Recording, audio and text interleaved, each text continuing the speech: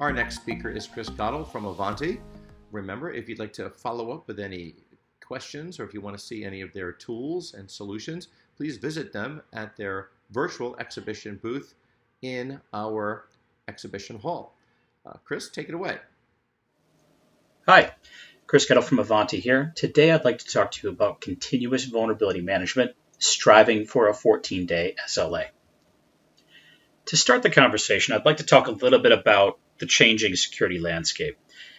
Threat actors are constantly evolving and changing their tactics, so identifying what they're doing helps us to understand better how to react to and respond to cyber threats. So starting off, let's talk a little bit about some of the ransomware trends that we're seeing right now. If you look at ransoms paid in 2019, the average ransom went from just shy of $7,000 in 2018 up to nearly a little over $84,000 in 2019. That was a 1,150% increase year over year in the ransoms paid. Q1 2020 saw a drastic increase once again, so yet another 33% increase over the end of 2019 ransom average was increased again in Q1 2020. This has now brought up the ransoms paid up to $111,000 on average. This can be directly attributed to tactics of threat actors and how they've increased the amount of pain, therefore increasing the amount they can request for a ransom. So this is because they're now doing a ransomware attack plus a data exfiltration. The expected result then is they not only have one lever on you, which is ransoming all your devices and preventing you from using those. And if you don't have a good backup and recovery process, you don't have the ability to recover your systems, but also the fact that they've now stolen a copy of your data as well. So if you fix one problem, you still have to deal with the fact that they could go public with or sell your data as well. So they're extorting that higher ransom. If we also look at typical vulnerability trends, these statistics are taken from two different reports. The first two are taken from a report from the RAND Institute. The average life expectancy for a vulnerability exploit is about 7 years. That means once exploited, threat actors are going to continue to use an exploit of a vulnerability for many years to come. So this means we have to be diligent about what vulnerabilities are being maintained in our environment, not just with the view of what's just come out recently. The other stat from the RAND Institute is the 22 days median time to develop a functional exploit. That means from release of an update, a threat actor can take about 22 days on average to be able to develop a functional exploit. So within 22 days from a release, they get a functional exploit and they continue to use that effectively against us for up to 7 years. This basically portrays kind of a significant challenge in the vulnerability space, which is the fact that we have a difficult time managing vulnerabilities. Not only do we have to move very quickly to plug them before threat actors start using them, but we also have the fact that the average vulnerability is being continually reused by threat actors for a very long period of time. Now, most exploits are going to occur within the first 14 to 28 days of release of a patch. This statistic came from the Verizon Data Breach Investigations report in 2016. So this is showing, again, how quickly threat actors move. They're oftentimes going to have created several functional exploits within that 14 to 28 day time frame. By the time it gets out to 60 days, that percentage goes up to 90%. So the majority of exploits that are going to be created happen very quickly, and then they'll continue to use those against us for several years to come. That means that there's a lot of holes in our vulnerability management program. All right, so let's talk about some of the challenges to vulnerability management. Threat actors are out there. The ransomware attacks are getting more painful for us, but not necessarily changing the tactics happening under the hood. Threat actors are still exploiting a vulnerability, spreading themselves out. They may be doing a combination of phishing attacks or brute force attacks of other types as well in combination there, compromising credentials, using those against us. But a significant portion of what they're doing to move about our environment still involves exploit of vulnerabilities at several levels in the process. So let's talk about that vulnerability management process. This is actually taken from a Gartner report that was put out talking about the vulnerability lifecycle. Now, the way that Gartner portrayed this, they were trying to break down different stages in the process. What they actually ended up doing was actually predicting where the pain points also are in this process. The process overall is fairly fragmented and looks very much like this as well. So the security team is going to go in and run assessments using a vulnerability management solution. There's going to be some level of prioritization. Some vulnerability management solutions have built-in prioritization.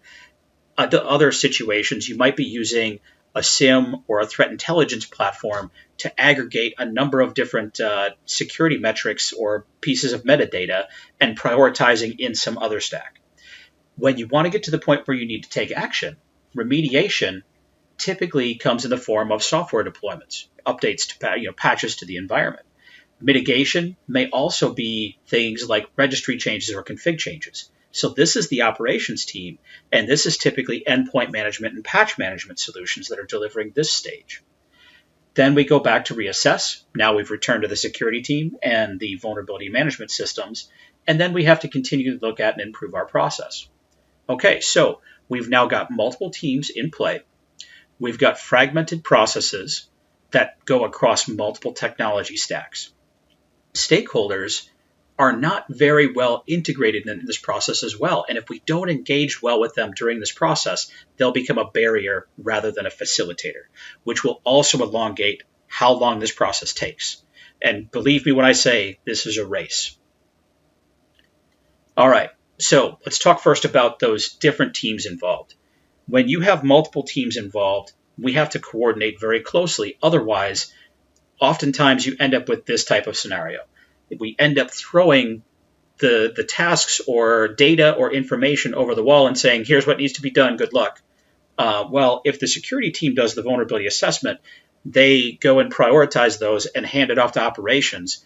If there's not a fluid transfer of information, if there isn't collaboration occurring, that process is going to end with this operations team spending a lot of time and effort to go and research, try to figure out what to do, and in the end, come back with gaps in the resolutions or having missed certain things entirely.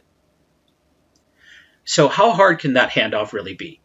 Well, the reality is each time you do a vulnerability assessment, that could contain tens of thousands or even hundreds of thousands of detected CVEs. The operations team, when they get it, they need to deduplicate that and then go and research those CVEs to figure out exactly what action needs to be taken for each one. This, on average, takes most organizations 5 to 8 hours every time that handoff occurs. That's, again, if we're looking at a 14-day SLA, that's already one full day of time lost just in prioritization of that.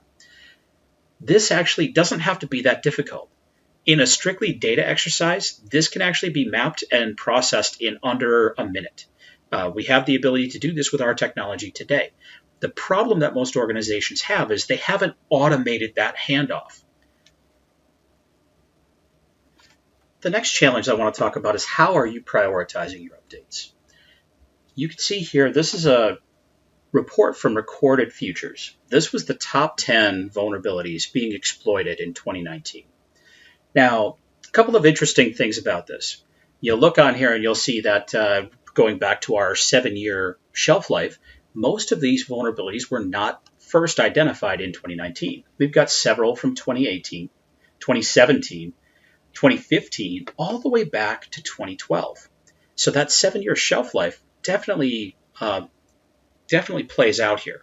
Threat actors are going to continue to get use out of vulnerabilities. So we're missing something in our prioritization. There's a gap here. And there's some additional challenges that I'd like to highlight as well. These two updates here, they were only rated by Microsoft as important when they were released, yet they're one of the top exploited vulnerabilities. So the way that we're evaluating these could be missing some pretty significant vulnerabilities in our process. So let's go through a couple other examples. These 3 CVEs also were 0 days being exploited on the day that the update was released, and they also were only rated as important. The CVSS score, if you're on the security side, that CVSS base score is trying to give a risk level to those, In all three of those cases, it was under an 8.0. It was actually either a 7.0 or a 7.5 on the CVSS scale. So risk-based prioritization. We need to go beyond some of the basic prioritization. We need to also look at other metrics like known exploited. These are the low-hanging fruit that threat actors are going to continually use against us going forward. We can also look at high-risk applications and basically treat them with a zero tolerance policy. If you look on here, there's a pretty solid set of products that are being represented. We've got Internet Explorer, we've got Office, and Flash Player, yeah, that's on its way out, but it's still hanging around. So come December, you really want that out of your environment because it's still one of the top exploited vulnerability or applications out there. So that type of analysis can help us point out some areas. If you have exceptions, a lot of times a vulnerability is still existing in your environment because an exception was made. Review those exceptions. Revisit those exceptions. Those exceptions could be the door that's being held open for a threat actor to keep using an active exploit against you for 7+ years. And then end-of-life applications. Many of these applications, a lot of times when an end of life comes around, we're all dealing with this right now with Windows 7, Server 2008. Reportedly, there are as many as 25% of Windows desktops and laptops are still running Windows 7. It's a pretty significant number considering we're all the way into the latter part of 2020, and the end of life has been going on since January. So prioritization, reevaluate how you're prioritizing. Expanding out. So we've talked about prioritization. We talked about the processes of approvals and testing and things like that also need to be evaluated. These are the other things that can bottleneck in your environment. How are you evaluating and including people into your test groups? Engage with your business line owners. Find their subject matter experts. Engage them in your pilot groups. A lot of the reasons why your system owners or application owners or business line owners become a barrier to updates is because updates break your environment. If you engage with those SMEs from each of those groups, if they're in your pilot group and you're able to start updating them immediately, you can engage with them, find out if there's issues, get those issues resolved, and deploy to the rest of the group with very minimal impact. And by doing so, you get those stakeholders engaged in the process instead of becoming that barrier to say, no, you can't patch my systems this month. We're in the middle of whatever cycle they're in. No, you got to do it in a different window. All the things that typically start to push back and become delays, which end up make us miss that 14-day SLA. Look for ways to identify those bottlenecks, automate them, work through them with process, include your service management process in the overall process. You can automate a lot of this by engaging the right way with these different pieces. So how do we achieve that 14-day SLA? One thing we need to do is we need to focus on a solid security framework. At Ivanti, we focus a lot of attention around the CIS Top 5. Mitigation or elimination of 85% of modern cyber threats can be achieved by doing the CIS Top 5 effectively. Think of this as your basic cyber hygiene. In fact, that's how they describe the first 6 controls actually in their environment. But this basic cyber hygiene helps us to eliminate the majority of the ways that threat actors are coming at us. The first 2 controls, 1 and 2 there, inventory of authorized and unauthorized devices, inventory of authorized and unauthorized software. This is discovery and asset management. Actually, underneath number 2 there, also you have application control, the allow block list. If I've got a way to authorize only approved software in my environment, I all of a sudden remove several tricks from threat actors' bags. Most malware will not be able to run. Most of tools that they're going to use against us are going to be taken out of their tool bag. Continuous vulnerability assessment and remediation. These are put in order of priority. Number 1 is your top priority. Each one of these becomes more effective if you've done the one before it well. Number 3 on the list is the vulnerability management. Now, that doesn't mean it's less important than 1 or 2, but what 1 and 2 deliver is I know what's in my environment, I know what's running on the systems in my environment. Now I can identify vulnerabilities and secure it. If I haven't done 1 and 2, 3 will ultimately start with failure as the ultimate end because I don't know everything about my environment. So once I get those 3 stages, I need to continuously monitor and reevaluate and resolve those vulnerabilities as they come up. Privilege management, another key piece of the overall process of protecting your environment. A layered approach to security is best. Privileges are going to be used to basically provide the threat actors with the way that they're going to move about your environment without you noticing.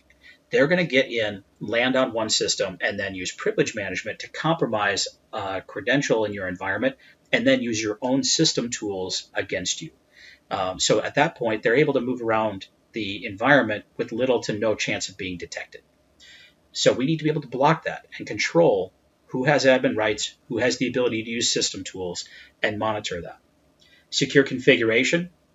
Not as many vulnerabilities occur here, but think about in the last couple of years here, we've had a lot of vulnerabilities in SSL and TLS, which basically those cipher suites and protocols had to be end-of-lifed to be able to protect our environments better. So SSL 3, TLS 1.0, and 1.1 are now shelved, and we're on to TLS 1.2. Those are configuration changes that we need to make in the environment to better secure ourselves.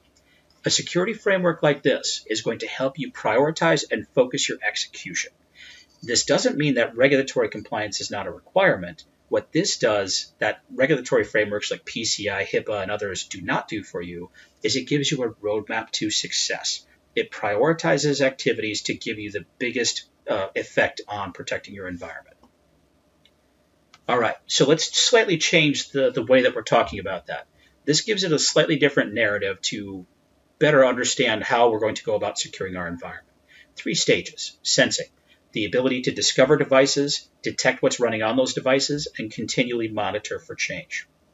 Prioritization, making sure that we understand risk, not just some basic severity, but actual risk to our environment. Getting to a point where machine learning and other capabilities can help us even predict what needs to be done next. So if I know what your environment was like next month, I get new patches coming out, I can actually predict the next actions you should take.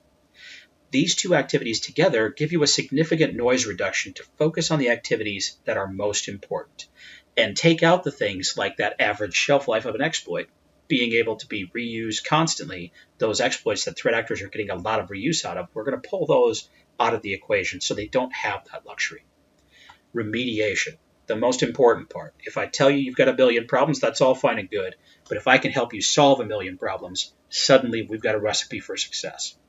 Proactive, make sure that your processes are ready to go.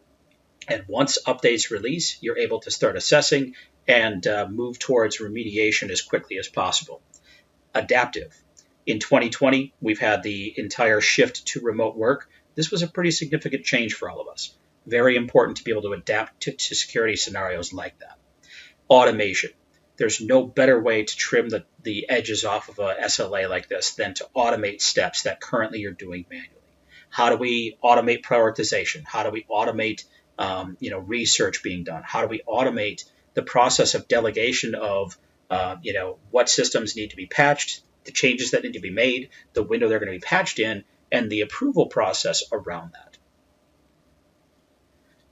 So this is that complete vulnerability lifecycle. The ability to go from vulnerability assessment to patch remediation, provide workflows, automation, and visibility to enable the business to achieve a 14-day SLA. This is where we need to shift to get ahead of threat actors. So let's go through a couple examples of success. This first one, the U.S. Department of Homeland Security. They've been working on this for a few years. You could see that their first binding operational directive was back in 2015. This announced to all Department of Homeland Security agencies that they needed to achieve a 30-day SLA on vulnerability remediation. This year, they threw down and they declared that they were going to shift towards a 15-day SLA to fix vulnerabilities. Sorry, 2019, they made this declaration. So they've been working towards this for many years. Their methodology is top-down. It's a policy change. Non-compliance means systems are taken out of the network. A pretty harsh line to draw on that, but one that's been working effectively to drive all of those agencies towards a better secure environment. This next one is a global manufacturer, very well-known household name, 80,000 endpoints they're managing globally. They have a 14-day SLA, and they continually meet that on a regular basis. The things that they've done to be successful: they've partnered with the business. They're engaged with those business line owners. They've included those subject matter experts as the pilot users in the process. And they've made it a part of their corporate culture. This next example is another well-known retailer. Global retailer, household name, you definitely recognize them. 66,000 endpoints managed globally. They have a target 14-day SLA for remediation of security vulnerabilities for their servers. They also have a weekly remediation target for endpoints. Again, they achieve this by partnering with the business, security and operations running in parallel, tight engagement with pilot users in both stores and backend to make sure that they're getting a good coverage of testing, and ensuring that they've made this part of their corporate culture. Standardization of software made them a lot more efficient at delivering this as well, with less one-offs and other issues with third-party issues, third-party software that they had to deal with. So a couple of key takeaways as we wrap up. Build your security roadmap around a well-developed security framework like the CIS framework. Ask yourself, how accurate is your discovery and asset management program? Because threat actors, they've got great reconnaissance. If you didn't find it, chances are they will. Evaluate your vulnerability assessment and prioritization. What metrics are you using, and are they accurate enough? If you're only using things like vendor critical or a CVSS score of 8 and above, I showed you several examples, and there's even more out there of how that will miss some exploited vulnerabilities. Remember that vulnerabilities, most exploits are going to occur within 14 to 24 days of release of an update.